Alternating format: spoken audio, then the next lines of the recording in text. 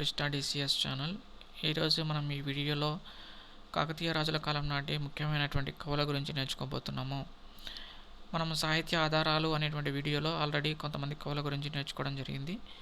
దీంట్లో రిపీట్ అయినటువంటి కవుల్ని మనం ఫాస్ట్గా రీకాల్ చేద్దాము. అగస్త్యుడు బాలభారతము, నలకీర్తి కౌముది అనేటువంటి గ్రంథాలని అగస్త్యుడు రచించడం జరిగింది. విద్యానాథుడు రెండవ ప్రతాపరుద్రుని దగ్గర ఆస్థాన కవిగా ఉన్నాడు. ఈయన ప్రతాపరుద్ర యశోభూషణం అనేటువంటి గ్రంథాన్ని రచించడం జరిగింది. ఇది అలంకార శాస్త్రానికి సంబంధించినటువంటి గ్రంథము. రుద్రదేవుడు లేదా కాకతీయ రుద్రుడు లేదా ప్రతాపరుద్ర వన్ సంస్కృతంలో గొప్ప కవి. ఈయన నీతిసారం అనేటువంటి గ్రంథాన్ని రచించడం జరిగింది. రుద్రదేవుడు తను రచించిన నీతిసారం గ్రంథంలో సుంకాలను నిరంకుశంగా పెంచకూడదని పేర్కొనడం జరిగింది.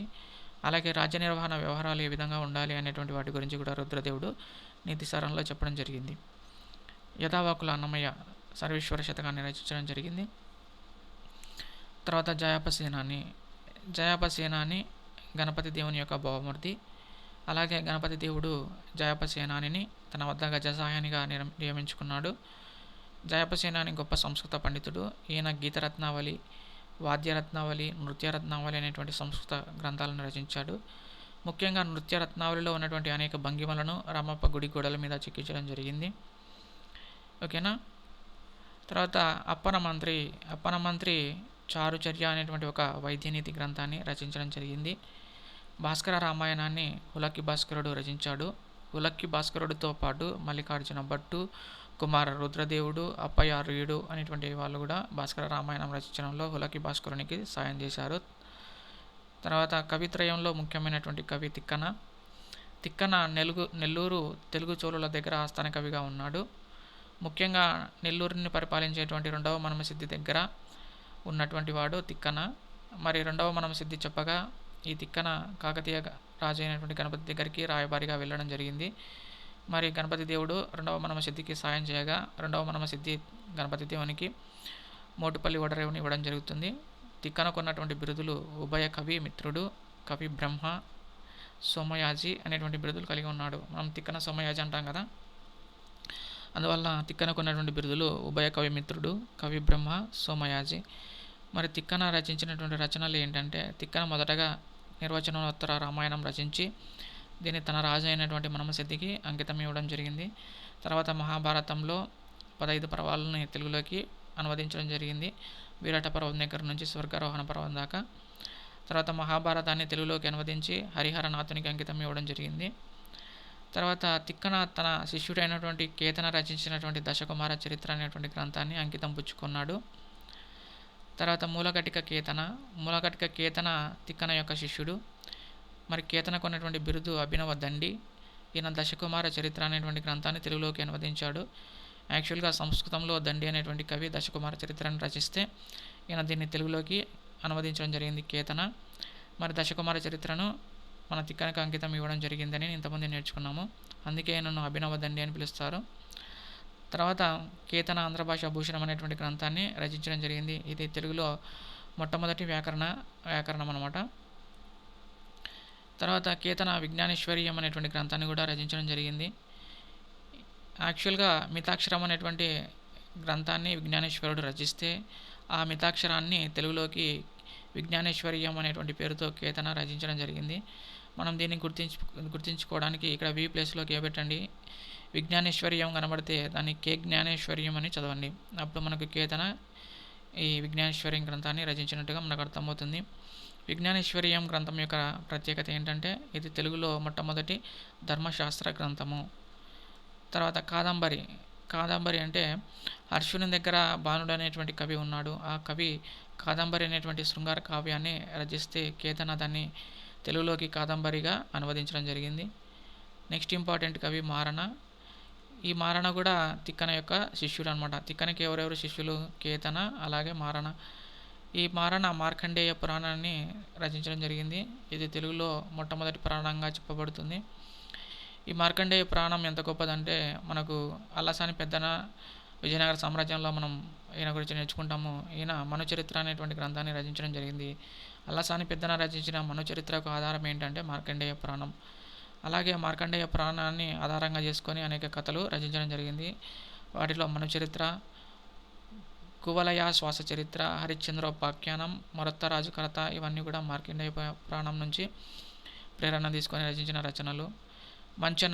మంచన రచించినటువంటి గ్రంథం కేయూరబాహు చరిత్ర. బాహుబలి ఎలాంటి వాడు అంటే మంచివాడు అని గుర్తుపెట్టుకోండి. బాహు అనబడిందంటే మంచివాడు, మంచన బాహు కేయూరబాహు ఆ విధంగా. సంస్కృతంలో రాజశేఖరుడు రచించిన విద్యసాల భంజిక అనేటువంటి గ్రంథాన్ని మంచన కేయూరబాహు చరిత్ర అనేటువంటి పేరుతో తెలుగులోకి అనువదించడం జరిగింది. గోనగన్నారెడ్డి యొక్క కుమారుడే ఈ గోనబుద్ధారెడ్డి అనమాట. మరి ఈయన రచించినటువంటి గ్రంథము రంగనాథ రామాయణం అనమాట. తెలుగులో వచ్చిన రామాయణాల్లో ఈ రంగనాథ రామాయణం మొదటిది. బద్దెన కాకతీయులకు సామంతరాజుగా ఉన్నాడు. ఈయన నీతిశాస్త్ర ముక్తావళి అనేటువంటి గ్రంథాన్ని సుమతి శతకాన్ని బద్దెన రచించడం జరిగింది. అప్పయార్యుడు రెండవ ప్రతాపరుద్రుని కాలంలో జైన కవి అనమాట. ఈయన జినేంద్ర కళ్యాణాభ్యుదయం అనేటువంటి గ్రంథాన్ని రచించడం జరిగింది. ఇది చాలా ఇంపార్టెంట్. జినేంద్ర కళ్యాణాభ్యుదయం అనేటువంటి గ్రంథాన్ని రచించింది ఎవరంటే అప్పయార్యుడు ఎవరంటే జైన కవి. వినుకొండ వల్లభామాత్యుడు ఈయన క్రీడాభిరామం అనేటువంటి గ్రంథాన్ని రచించడం జరిగింది. రావిపాటి త్రిపురాంతకుడు ప్రేమాభి నాటకం అని సంస్కృతంలో రచిస్తే దాన్ని ప్రేమాభి నాటకాన్ని క్రీడాభిరామంగా వినుకొండ వల్లభామాత్యుడు తెలుగులో రచించడం జరిగింది. మరి కాకతీయ రాజుల కాలం నాటి ప్రజల సాంఘిక జీవనాన్ని, వరంగల్ పట్టణాన్ని వర్ణిస్తూ ఈయన వినుకొండ వల్లభరాయుడు పేర్కొనడం జరిగింది. ఓరుగల్లు నగరాన్ని ఆంధ్రనగరిగా వినుకొండ వల్లభరాయుడు పేర్కొనడం జరిగింది. పాలకుర్కి సోమనాథుడు శైవ కవి. ఈయన తెలుగుతో పాటు కన్నడ సాహిత్యంలో కూడా బాగా ప్రసిద్ధి చెందినటువంటి కవి పాలకుర్కి సోమనాథుడు. ఈయన అనేక గ్రంథాలు రచించాడు. వాటిలో ముఖ్యమైనటువంటివి పండితారాధ్య చరిత్ర, బసవ పురాణము, అనుభవ సారము, వృషాధిప శతకము, బసవలింగ శతకము. పాల్కురికి సోమనాథుడు అంటేనే మనకు ఎద్దు లేదా బసవడు ఇవన్నీ గుర్తుకొస్తుంది చూడండి. బసవ, వృషభం, బసవం. సో ఇవన్నీ చూడండి, ఈ విధంగా గుర్తుంచుకోండి. నన్నచోడు రచించినది కుమార సంభవం అనమాట. నన్ను కుమార అంటావా, నన్ను కుమార అన్నచో.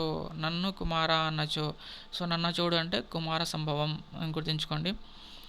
కాళిదాసుడు రచించినటువంటి కుమార సంభవాన్ని ఈయన తెలుగులోకి కుమార సంభవం అనే పేరుతో నన్నచోడు రచించడం జరిగింది. ఈయనకున్నటువంటి బిరుదు ఏంటంటే రాజశిఖామణి. నన్ను శిఖామణి అంటావా.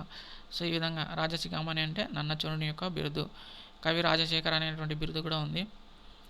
మల్లికార్జున పండితుడు ఎవరంటే ఈయన పండిత త్రయంలో ఒకరు మల్లికార్జున పండితుడు. ఓకే, ఆరాధ్యతయంలో ఒకడు అనమాట.